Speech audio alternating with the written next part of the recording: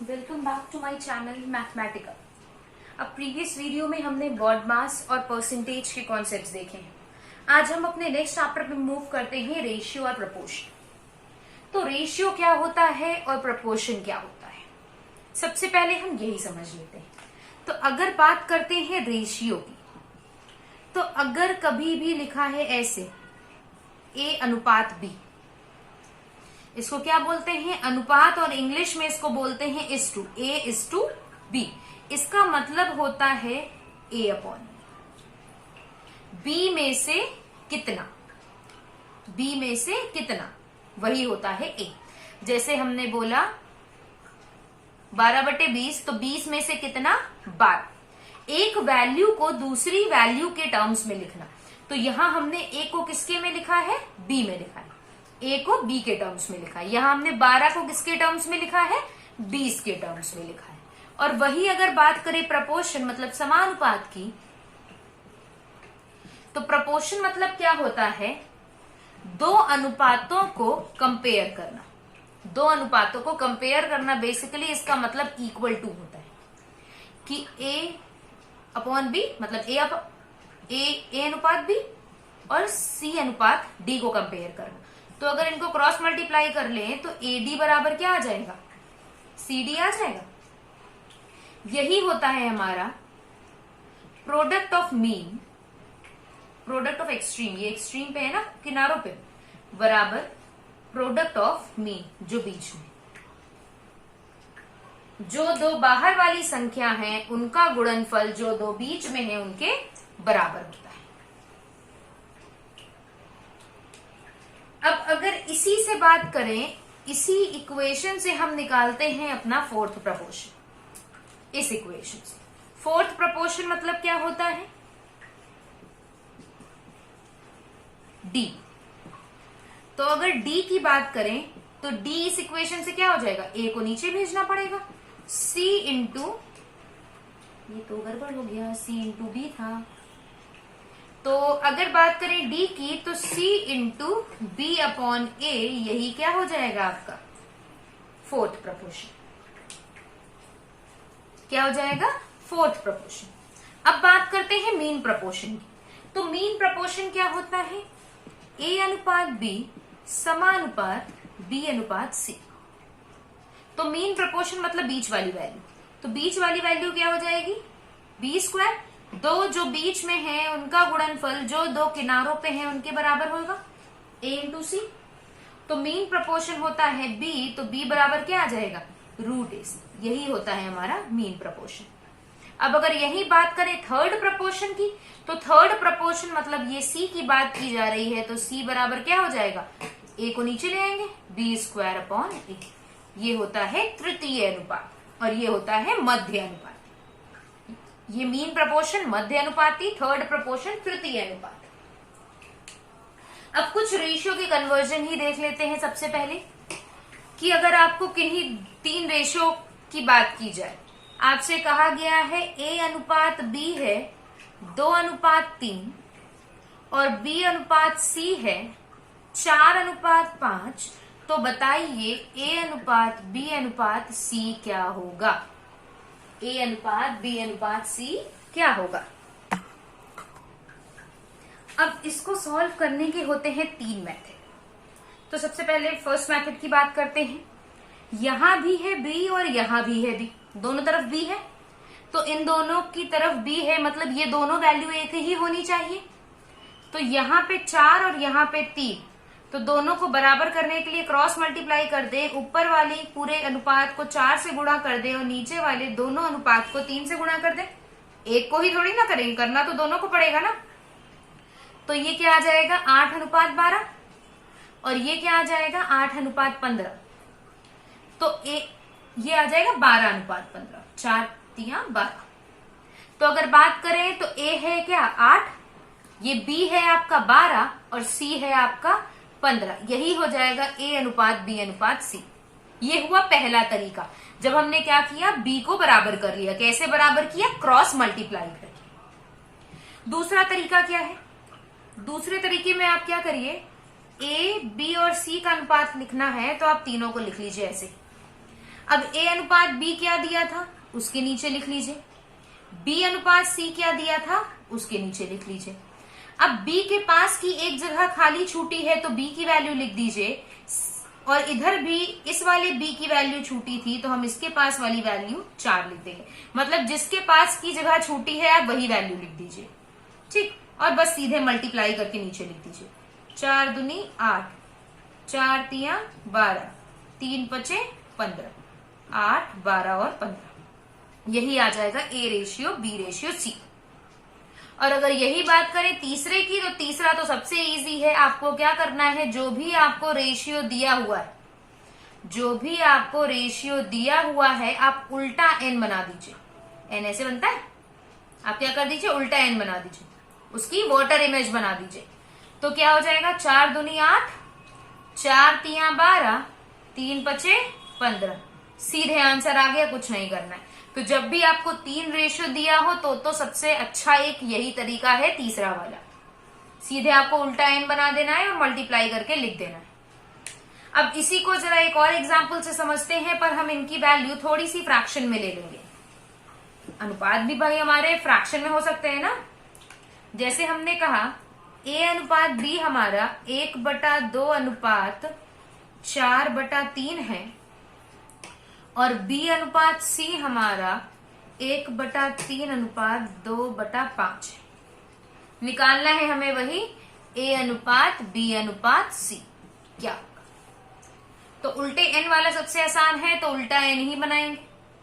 उल्टा n बनाने के लिए तो पहले इन दोनों को गुणा करना पड़ेगा।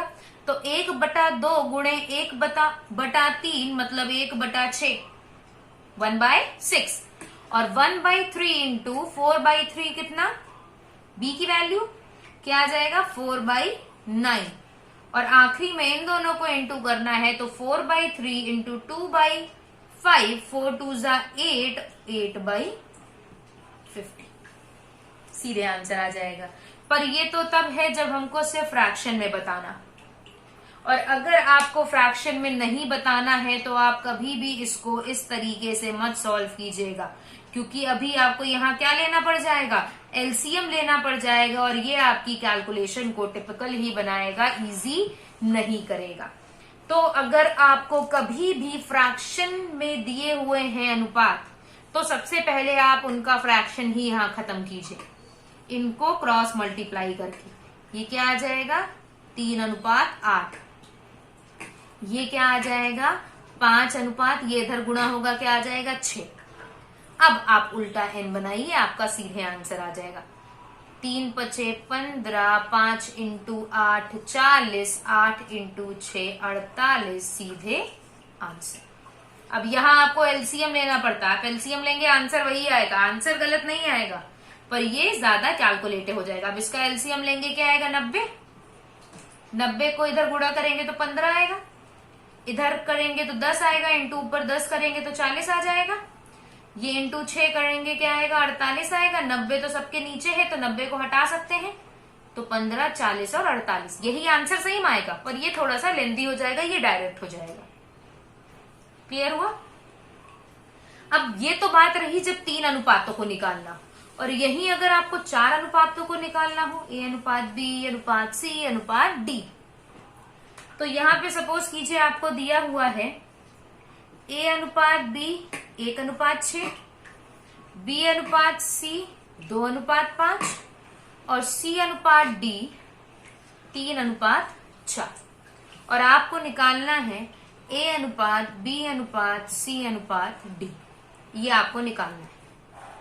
तो अब इसको हम सॉल्व करेंगे दूसरे मेथड से, जो हमने प्रीवियस वाले टाइप में जब 3 थे तो हमने जो दूसरा टाइप बताया था, A अनुपात B को A अनुपात B के नीचे लिख दीजिए, B अनुपात C को B अनुपात C के नीचे लिख दीजिए, C अनुपात D को C अनुपात D के नीचे लिख दीजिए। कोई दिक्कत। अब B के बाद 2 जगह खाली है तो 6 और 6 लिख दें, इस 5 के बाद 1 स्थान खाली तो 5 लिख दें, इस 2 से पहले 1 स्पेस खाली तो 2 लिख दें, इस 3 से पहले 2 स्पेस खाली तो 3 लिख दें।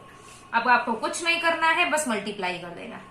1 2 जा 2, 2 3 जा 6, 6 2 जा 12, 3 जा 36, 6 5 जा 30, 3 जा 90, 6 5 जा 30, 4 जा 120।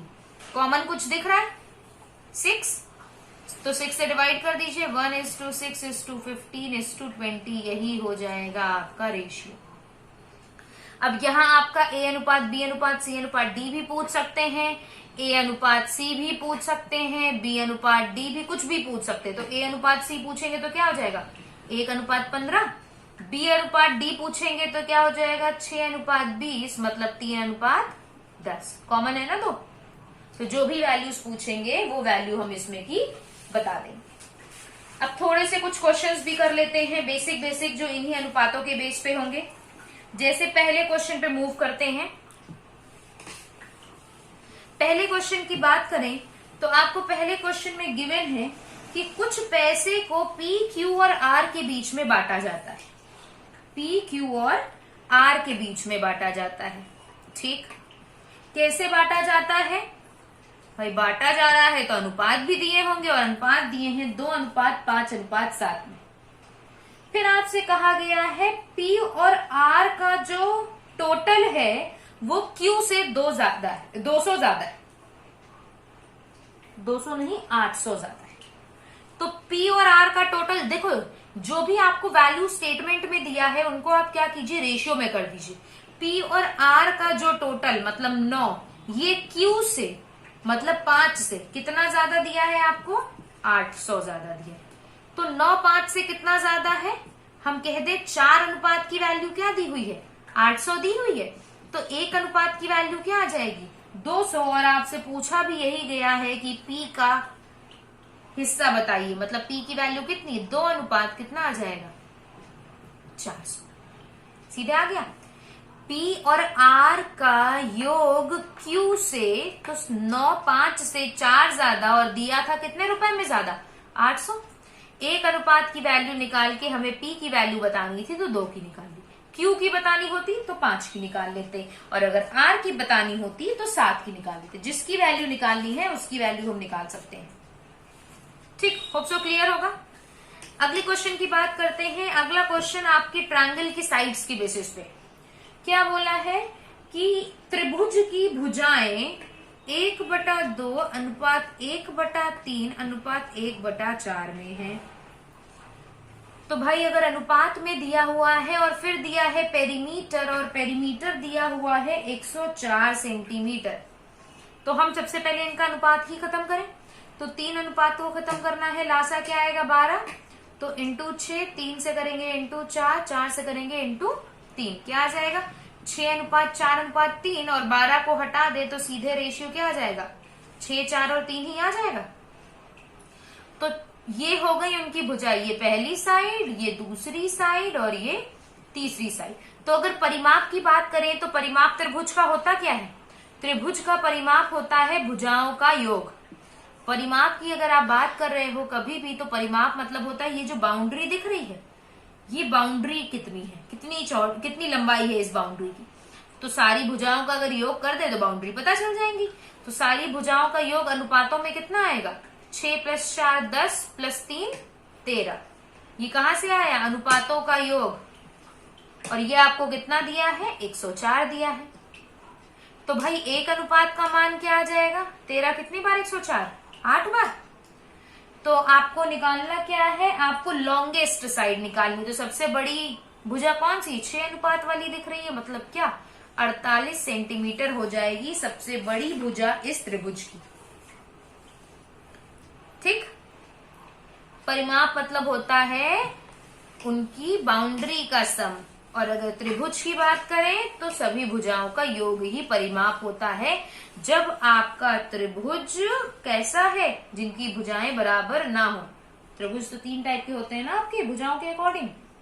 चलो अगले क्वेश्चन की बात करते हैं। अगले क्वेश्चन में दिया हुआ है कि 2 ग्लास जिनकी क्षमता बराबर है, 2 ग्लासेस ऑफ इक्वल क्वांटिटीज, एक में 2/3 दूध है, एक ग्लास है जिसमें 2/3 दूध है, और एक ग्लास है जिसमें 1/4 दूध है। अब इन दोनों को डाल दिया गया है एक टम्बलर में, मतलब मान लेते हैं एक भगोने में, और आपको इसमें मिल्क और वाटर का रेशियो क्या है ये बताना है। अब इक्वल क्वांटिटी है, फिर वही बात है जैसे आपको परसेंटेज में बताया था, यहाँ है 3 यहाँ है 4, तो हमको 3 से भी डिवाइड करना है और 4 से भी डिवाइड करना है, तो हम दोनों ग्लास की क्षमता क्या 12 मान लें, इसकी भी 12 मान लें और इसकी भी 12 मान लेते हैं। अब हम ये निकाल लेते हैं कितना दूध होगा और कितना पानी होगा। तो अगर इसकी बात करें 2/3 दूध है, तो 12 में 2/3 दूध है, मतलब कितना 8 दूध हो जाएगा। पहले वाले में, ये पहला वाला मान लेते हैं, पहले वाले में 8 दूध हो जाएगा, तो बाकी बचा 4 क्या हो जाएगा पानी। अब दूसरे वाले की बात करें, दूसरे वाले की बात करें तो 1/4 आपका दूध होगा, मतलब क्या 3 दूध हो जाएगा। तो 12 में से 3 दूध हो गया, तो बचा कितना 9, ये क्या हो जाएगा पानी। अब दोनों को जब मिला दिया गया है तो दूध वाला दूध में जुड़ जाएगा, तो 8 + 3 कितना 11, और पानी कितना हो जाएगा 9 + 4 13। यही आ जाएगा दूध और पानी का अनुपात। दूध वाला दूध में जोड़ दीजिए, पानी वाला पानी में जोड़ दीजिए। इक्वल दिया था इसीलिए 12-12 ले लिया, और 12 इसलिए लिया क्योंकि वो 3 और 4 दोनों से कटता है। आप ऐसी कोई भी संख्या ले सकते हैं जो 3 और 4 से कटती है। 48 ले लीजिए, आप 120 ले लीजिए, आप 1200 ले लीजिए। हमने सबसे छोटी ही संख्या ले ली जो उससे कटती। अगले क्वेश्चन की तरफ मूव करते हैं। अगला क्वेश्चन क्या दिया है, एक क्रिकेट मैच की इनिंग की बात की गई है और उस इनिंग में 3 प्लेयर ए, बी और सी की बात की गई है। कह रहे हैं ये तीनों लोग मिलके 361 रन बनाते हैं। ये तीनों लोग मिलकर 361 रन बनाते हैं, जबकि A to B और B to C का अनुपात 3:2 है। A to B और B to C दोनों का अनुपात 3:2 है। दोनों का बोला है ना एंड। तो सबसे पहले तो हम क्या करें, A/B/C ही निकाल लें, उल्टा एन बना दें। 3 × 9, 3 दूनी 6, 2 दूनी 4, 9:6:4 आ जाएगा। आपको बताना है ए ने कितने रन बनाए। भाई कुल थे 361 और अनुपातों में कुल कितने 6 + 4 10 + 9 19, तो अनुपातों में इतने और दिए कितने हैं 361 रन। तो एक अनुपात की वैल्यू क्या आ जाएगी, 19 से डिवाइड करेंगे कितना आएगा 19 बार जाएगा ना। ये बतानी थी ए की वैल्यू, मतलब किसकी वैल्यू 9 की वैल्यू। तो 9 अनुपात की वैल्यू क्या हो जाएगी 19 × 9 मतलब 171 रन ए ने बनाए। बी के पूछे होते तो 6 निकाल देते। अभी हमने एक कॉन्सेप्ट छोटा सा बस परसेंट रेशियो में जो डिवीजन होता है वही लिया है। अगले में हम करेंगे आपके कॉन्सेप्ट कुछ एज वाले, फिर अगले में इनकम एक्सपेंडिचर वाले, फिर स्टूडेंट्स वाले। एक एक कॉन्सेप्ट एक एक दिन लेकर के चलेंगे और फिर फाइनली जब हमारे सारे कॉन्सेप्ट खत्म हो जाएंगे तब हम कवर करेंगे उसके प्रीवियस ईयर के क्वेश्चंस। रेशियो चैप्टर आपका बहुत इंपॉर्टेंट है। जैसे परसेंटेज बेसिक था वैसे ही रेशियो भी आपका बेसिक सा चैप्टर है। और भी वीडियोस के लिए आपके पास अगर नोटिफिकेशन नहीं आता है तो नीचे बेल आइकन बना है, उस पर क्लिक कीजिएगा जिसमें आपको नोटिफिकेशन आ जाए। और अगर चैनल को अभी भी सब्सक्राइब नहीं किया है तो सब्सक्राइब कर लीजिएगा। Thank you so much.